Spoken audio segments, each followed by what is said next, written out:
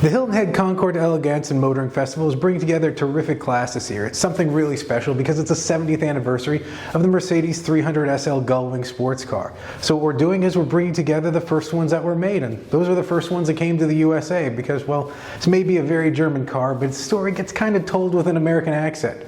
One of the big reasons for that is also why we're right here in Bridgehampton, New York, because they have a rich racing history here with their track and even the road races before that, and that's right at the time the 300 SL was emerging.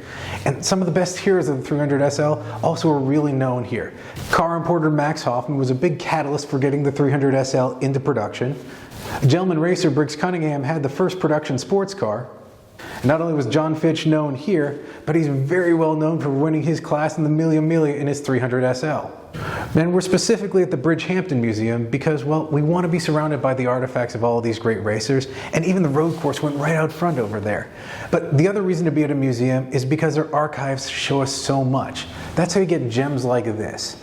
You see, this is Max Hoffman, and he's showing off a 300 SL race car. Those dominated in 1952, but once they were retired, it was easy for Max Hoffman to get one from Mercedes-Benz, and he's doing it specifically to get support for the 300 SL road car that we're celebrating at the Concours.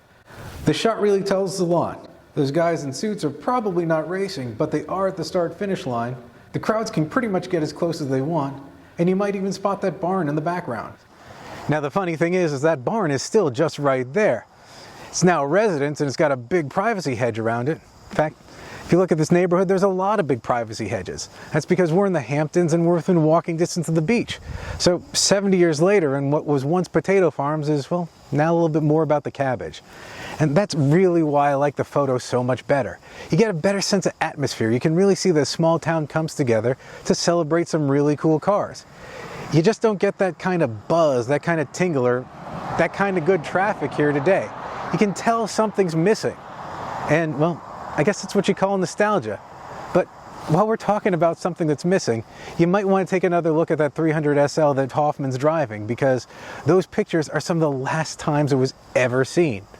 Oh yes, there's still a mystery out there, so one of these privacy hedges here might be hiding something really cool. And if that ever comes to light of day, well, we'll show you that at the Concours. We'll see you then.